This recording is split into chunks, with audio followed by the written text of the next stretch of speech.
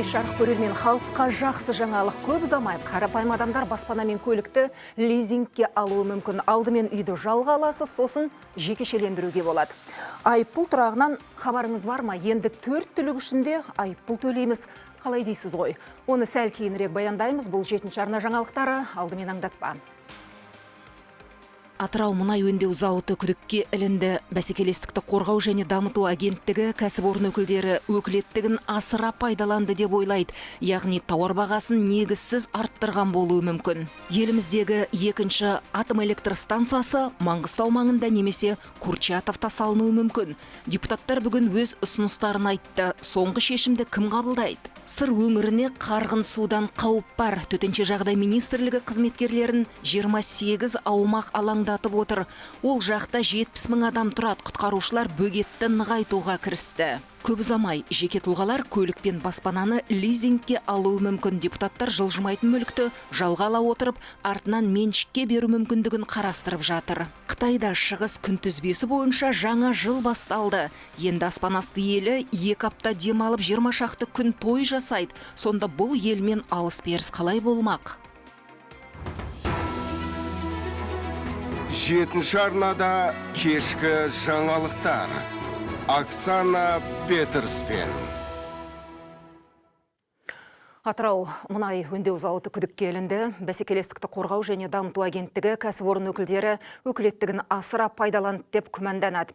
Яғни мұнай өңдеу саласында тауар бағасын негізсіз арттырған болуы мүмкін. Талдау барысында 2021-2023 жылдары орташа баға 31%-ға қымбаттатылғаны белгілі болды. Қазір кәсіпорынға қатысты тергеу жүріп жатыр. Ертеректе зауыттың бұрынғы басшысына өз міндетін дұрыс атқармады деген айып тағылып, сот одан 2 миллиард теңге өндіріп алған еді. Тергеу осы жылдың 6 қаңтарынан бастап басталды. 3 ай мерзімге созылатын болады. Тергеудің қорытындысы бойынша бұзушылық белгісінің бар жоғы анықталатын болады.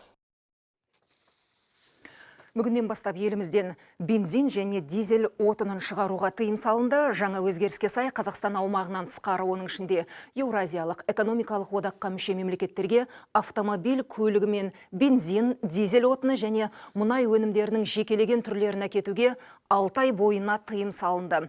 Бұл ішкі нарықты тұрақтандыруға және елдегі жанармай тапшылығының алдын алу мақсатында қолға алынды. Шектеудің өндіруші көрсеткен көліктердің газ цистерналарында тасымалданатын майлары мен жанармайға қатысы жоқ, ал ғылыми зерттеулер, біліктілік және зертханалық сынақтар мақсатында авиациялық жанармайды әкету үшін арнайы органның рұқсаты қажет. Қазақстан әсіресе кешкі уақытта жетпейтін электр энергиясын көршілес Ресей мен аз көлемін Өзбекстаннан алып отыр. Энергетика министрі биыл сырттан тағы 2,5 миллиард киловатт сағат сатып алуға мәжбүрміз дейді.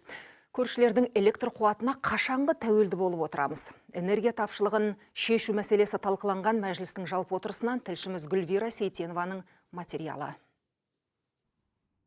Соңғы 7 жылда біздің көршілерден сатып алатын электр энергиясының көлемі 3 есе көбейген. Энергия тапшылығы барған сайын артып келе жатыр. Энергетика министрі осы жылға жоспарлы импорт 2,5 миллиард киловатт сағат болады дейді.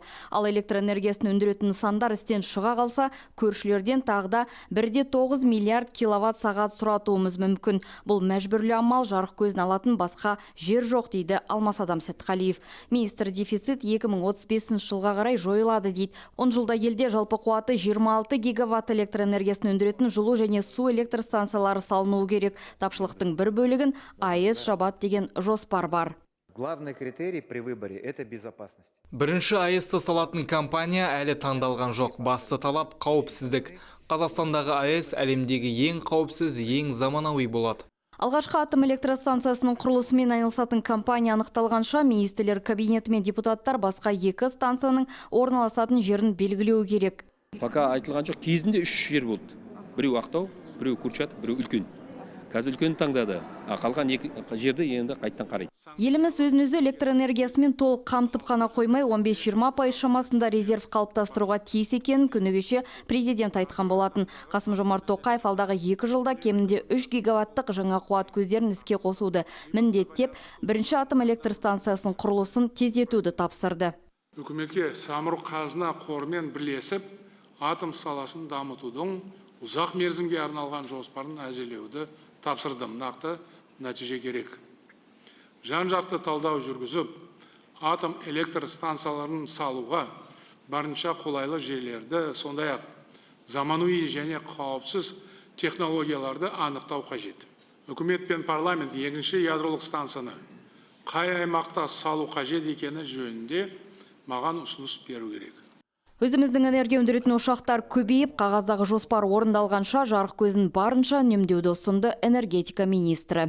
Гүлвира Сейтенова, Берік Нұрсәлімов, 7-ші арна. Үкіметтің жалпы отырысында президент экономиканы әртараптандыру жайлы сөз қозғап, мынадай сандарды келтірді. Былтыр өңдеу өнеркәсібі саласында 180 инвестициялық жоба жүзеге асырылды. Жобалардың жалпы құны 1,3 триллион теңге. Соның нәтижесінде осы саладағы өсім 6%-ға жуықтады. Бұл соңғы 10 жылдағы ең жоғары көрсеткіш. Мемлекет басшысы осы жақсы үрдісті бір жола орнықтырып, сақтап қалу керек деп үкімет мүшелеріне тапсырма берді.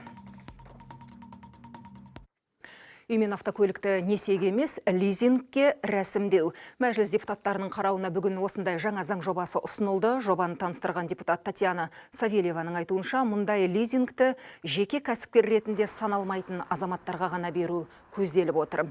Пәтер, үй немесе көлікті олар кейін сатып алу құқығымен жалға ала алады. Лизинг механизмін мәжілісмен әлі де талқылаймыз деп ашық айтпады, тек ислам қаржыландыру жүйесіне ұқсас болады деді. Заң жобасына қатысты үкімет мүшелері мен депутаттар өз ұсынысын әлде қашан айтқан. Өте дұрыс деп есептеймін, себебі бұл енді лизинг несиеге қарағанда жеңілдеу ғой. Сіз мүлікті аласыз да, соның қаржысын бөліп төлеп отырасыз. Сондықтан бұл лизинг мына заң тұлғаларға бар. Енді жеке тұлғаларда, мысалы, көлік алатын болса, мысалы, үй алатын болса, жылжымайтын мүлік алатын болса, лизинг алуға болады. Жақсы заң деп мен өзім есептеймін, қолдаймын. Сыр өңіріне қарғын судан қауіп бар. Төтенше жағдай министрлігі қызметкерлерін 28 аумақ алаңдатып отыр. Дарияны жағалай 70 мың адам тұрады. Қазір өзен арнасымен секундына 645 текше метр су өтіп жатыр. Мамандар алдағы уақытта бұл көлем көбейеді деп болжайды. Сондықтан құтқарушылар инертті материал мен техниканы сайлап, эвакуациялық бекеттерді дайындауға кірісті. Бөгетті де бекітіп жатыр. Облыс орталығы мен Жаңақорған Шиел ауданының тұсындағы мұз өте жұқа, сондықтан құтқарушылар тұрғындарға мұз үстімен жүру қауіпті екенін ескертеді. Қайта соққан жүрек. Алматыда екінші рет жүрек алмастыру операциясы сәтті аяқталды. Дәм тұзы таусылған 45 жастағы азаматтың ағзалары 4 сырқатты ажалдан арашалап қалуға мүмкіндік берді. Жалпы бұл мәйіттік донор мәселесінің біртіндеп жолға қойылып келе жатқанның көрінісі дейді дәрігерлер. Кеудесінде өзге жанның жүрегі соққан азаматтың жағдайы қалай? Тілшіміз тілдесіп қайтты. Дәурен Атабековтың жүрегі қатты ауырып бірнеше жыл қиналған. Денсаулығының нашарлауына энергетикалық сусынды жиі тұтынуы да әсер еткен. Сондықтан дәрігерлер тек жүрек алмастыру керек деген байламға келіпті. Қазір өзімді жақсы сезінемін. Бұрынғыдай емес. Денсаулығым жақсарып келеді. Донор мен дәрігерлер маған жаңа өмір сыйлады. Алғыстан басқа айтарым жоқ. Дәурен Атабеков дәрігерлер салып берген жүрекке бой үйрете бастаған айтады. Дәм тұзы таусылған 45 жастағы азаматтың сау жүрегі оған жаңа өмір сыйлап отыр. Марқұмның ет жақындары рұқсат бергеннен кейін мәйіттік донордың ағзасы 4 сырқаттың өмірін сақтауға септігін тигізіпті. Ең бірінші сигнал донор туралы жексенбі күні келді бізге. Біз оны тексеріп, шынымен де сәйкес келетін бақылап, реципиент шақырдық пациентімізді, соған бәрін тексеріп, сәйкестігін тағы бір тексеріп, осында жаңағы шаралар жасап, ота өткізілді. Жүректің ұзақ жұмысына әрине пациенттің өмір салты өзгеру керек. Оған қосымша біз өз жағымыздан қосымша дәрілер береміз. Ағза алмастыру операциясы тағы 5 адамға жасалды. Оларға көз қарашығы, бүйрек, бауыр салынған. Бұл халық арасында мәйіттік донорға деген оң көз қарас қалыптасып келе жатқанын көрінісі дейді дәрігерлер. Қазақстанда осы донорлық нәрсе кішкене әлсіз. Өйткені көбіміз мысалы сенбейміз. Біз де сенбедік. Көбіміздің туысқан жас нелер қайтыс болған кезде бергіміз келмейді. Өйткені бізде бір сенім бар. Ол сатылады, ол бизнеске айналады. Сондықтан көп ашық информация болса деймін да. Өйткені халық білсін, бұның барлығы тегін жасалынады, бұл сатылмайды, бұл ешкім ешқашан ақша төлеген жоқ. Айта кетейік, донорлық жүрек операциясы Алматыда екінші рет жасалды. Алғашқысы осыдан 1,5 жыл бұрын болған. Жалпы елде 140 адам жүрек трансплантациясына мұқтаж. Қазақстанда ағза сатуға тыйым салынған, бұл заңды елемегендер қылмыстық жауапқа тартылады. Тек мәйіттік донор мәселесі өзекті болып тұр. Яғни адам көзі тірісінде келісім берсе, немесе туған туыстарының рұқсатымен жүзеге асырылады. Инара Барсақбаева, Сәбит Наурызбаев, 7-ші арна. Қостанай облысындағы мал иелеріне ескерту. Аймақта жүгенсіз жүрген 4 түлікке арналған алғашқы айып тұрақтары ашылды. Өйткені табыннан адасқан немесе жоғалған мал көбіне көлік жолдарына шығып кетеді, салдарынан апат жиілеген. Былтырдың өзінде аймақта қараусыз қалған үй жануарларының кесірінен 14 жол апаты болып, 22 адам зардап шеккен. Мал жаю ережелерін бұзған 3000 адамға 22 миллион теңге айыппұл салынды. Өңірде осындай жол апатының алдын алу үшін 5 айып тұрағы іске қосылды. Олар жергілікті фермерлердің шаруашылық аумағында орналасқан. Владельцы данных загонов. Бұл қоралардың иелері бізге малды уақытша ұстай тұруға мүмкіндік береді. Оларға күнделікті жем суын беретін адам бар. Тиісінше мәслихаттар әзірленген норма бойынша қамалған жануардың әр күніне төлемі белгіленген.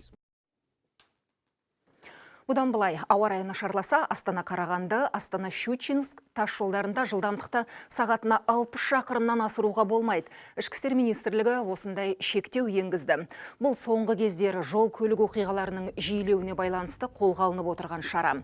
Ол үшін жол бойында арнайы белгі болмайды, полиция бақылап тұрмайды. Ауа райының бұзылатыны туралы хабарлама түскен бойда жолдағы бейне камералар жылдамдықты өлшеу жүйесіне автоматты түрде ауысады. Атап айтқанда, Астана-Щучинск және Астана-Қарағанды бағыттары бойынша 3-24 ең жоғары жылдамдықты сағатына 60 шақырымға шектеу жол белгілері қойылды. Олар нашар көріну, көктайғақ немесе басқа да ауа райы факторлар жағдайында ғана қосылатын болады. Көктайғақ, боран, тұман немесе жалпы қолайсыз ауа райы жағдайлар туралы хабарламадан кейін бұзушылықтарды тіркеу камераларының параметрлері көрсетілген жылдамдыққа өзгертіледі. Қытайда шығыс күнтізбесі бойынша жаңа жыл басталды. Енді аспан асты елі 30 күн ойын, 40 күн тойын тойлайды. Қысқасы, 2 апта демалады. Сонда бұл елмен алыс-беріс қалай болмақ? Әлемнің екінші экономикасы саналатын алыппен қазақ кәсіпкерлері де тығыз байланыста. Кедендегі кідіріспен сауда-саттықтағы іркілісті Мағжан Үйсінбай зерттеп көрді. 4 ғасыр бұрын пайда болған мереке ай күнтізбесіне сәйкес тойланады. Бұл көктем мерекесінің басы жыл сайын өзгеріп отырады. Әдетте бұл 21 қаңтар мен 21 ақпан аралығы. Шығыс күнтізбесіндегі жаңа жыл Корей ұлтында да бар. Кореяда ол Солаль деп аталады. Солаль бұл Корей халқының ай күнтізбесі бойынша жаңа жылы. Және бұл күні біз отбасы мүшелері жиналып, үлкендерге тағзым жасап, батасынан аламыз. Біздің ассоциация оны жыл сайын тойлайды, және Солаль бұл отбасылық бірлік пен жаңа бастамалардың мерекесі. Биыл аспан асты елінің жаңа жылы бүгін басталды. Қытайлықтар мерекені 2 апта тойлайды. Осы аралықта халық түгел демалады. Ендеше, әлемнің екінші экономикасы саналатын елдегі бұл кідіріс өзге мемлекеттерге кесірін тигізбей ме? Біздің де алыс берісіміз аз емес. Сарапшының пікіріне құлақ түрсек. Любой бизнесмен, қазақстанский, французский. Кез келген кәсіпкер мейлі қазақ, француз болсын, бұл үзілісті ескереді. Сондықтан ол мереке басталмай тұрып, тапсырысты алдын ала көп мөлшерде жасайды. Бұл бұрыннан жұмыс істеп келе жатқан жүйе, ғасырдан ғасырға жалғасып келе жатқан дәстүр ғой. Сондықтан әлем экономикасына кері әсер етеді деп айта алмаймын. Айтпақшы, осы мерекеге байланысты Қазақстан мен Қытай шекарасындағы барлық автокөлік өткізу пункттері 4 ақпанға дейін жұмыс істемейді. Қазақстан Қытай шекарасындағы темір жол өткізу пункттері және ұшақтар штаттық режимде жұмысын жалғастырады. тасымалдаушылардан және барлық шекараны кесіп өтуге ниет білдірушілерді енгізілген шектеулерді ескере отырып өз бағыттарын алдын ала жоспарлауды сұраймыз. Қытайлықтар бұл мерекені Чунзе деп атайды. Қазақтар оны Шаған деп атап кеткен. Шағанның Қытай шекарасынан асқаны қашан.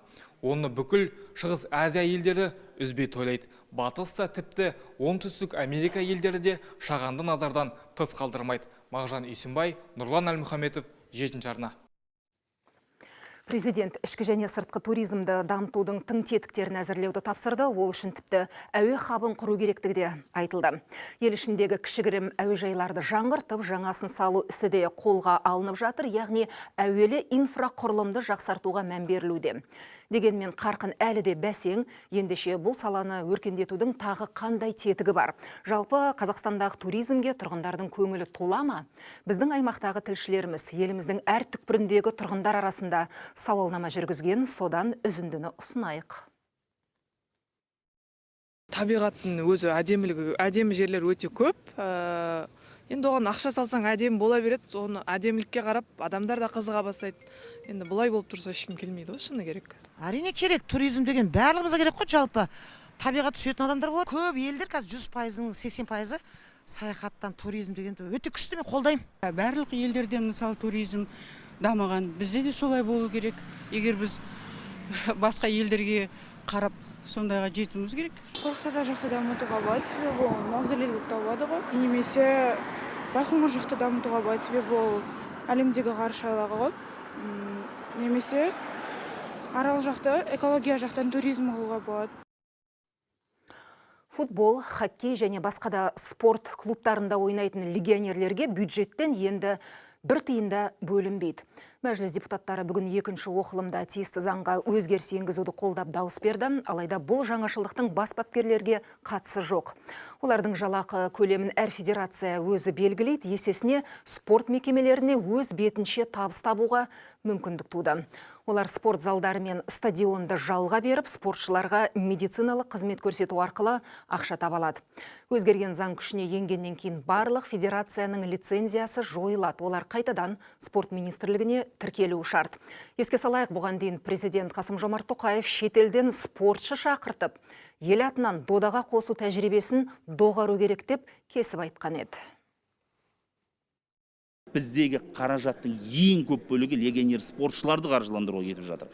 Барыстың осыдан 1-2 жылғы бұрынғы зарплаттық несін қарасаңыз, ведомствосын ол жерде алғашқы 10-дықта тұрған ең көп жалақы алатындар бұл шетелдік ойыншылар болды. Қазақстандықтар емес, сондықтан тіпті мен жұмыс тобында айтқам, ұтылса қазақстандықтар ұтылады да, өзіміздің қазақтар ұтылады. Және оларды сынаймыз, олар осы жерді басып, осы елдің суын ішіп, асын жеп жүргесін, ол сыннан ұялады. Ол ойнайтын болады. Қолы жоқ, бірақ салған суреті көпті таң қалдырмай қоймайды. Солтүстік қазақстандық Сергей Крохин ерекше өнер иесі, мүмкіндігі шектеулі жан болса да, ойыннан шыққан туындылары көздің жауын алады. Азамат ерік жігерімен өмірге деген құштарлығының арқасында 1000-ға жоқ картина салып үлгерген. Көпке үлгі болып жүрген жанмен осы аймақтағы меншікті тілшіміз Самат Қайырденұлы кездесіп қайтты. Когда руки ампутировали, думал, все, кончилось счастье мое. Даже немного загрустил. Но я человек-оптимист. Сергей Крохин тағдыр тауқыметіне мойымаған жан. Қос қолында бірде-бір саусағы болмаса да, сурет салуын тоқтатқан емес. Қағаз бетіне қиялынан туған ойды айнытпай бейнелейді. Ох, первое время, когда руками не мог работать. Бедные мои зубы. Как приходилось всему этому учиться. Сергей бұрын әскери қызметші болған. Осыдан 10 шақты жыл бұрын қақаған аязда далада қалып, аяқ қол өсіп кеткен. Бірақ кейіпкеріміз оған киімей, мүмкіндікте шектеу жоқ екенін көрсетіп жүр. Я художником собирался стать. Бала кезімнен суретші болуды армандаған едім, бірақ есейген соң әскери салаға қалай келгенімді өзім түсінбей қалдым. КГБ-ның арнайы мектебінде оқыдым, артынша құпия істер жөніндегі бөлімде қызмет еттім. Ал қазір шығармашылықпен айналысамын. Сурет салуды бертінде бастаса да кәсіби мамандардан қалыспауға тырысамын дейді. Жігітке жетуіне раз демекші, ақындығы да бар. Чебурашку знают все. И в Сеуле, и в Астане. Милый шалопайчик. Только кто он, девочка или мальчик? Бойна біткен дарынды қажырлы еңбегімен ұштастырған азамат бүгінде қарттар үйінде тұрады. Он очень интересный человек, творческий. Сергей өте шығармашыл адам. 2016 жылдан бері осында тұрып жатыр. Орталықта аптасына бір рет кино көрсетеміз. Міне соның афишасын әркез қолдан жасайды. Мереке алдында суреті мен өлеңдерін қағаз бетіне түсіріп, газет шығарады. Осы күнге дейін суретші 1000-ға жуық картина дайындаған. Болашақта көрме ұйымдастырып, талай жылғы еңбегін ел алдына ұсынбақ ойы бар. Солтүстік Қазақстан облысынан Самат Қайырденұлы, 7-ші арна. Тағдыр тауқыметіне мойымаған жан бәрімізге үлгі деп ойлайым. Қажырлық қайрат пен шексіз шыдамдылықтың ғажап нәтижесі осы.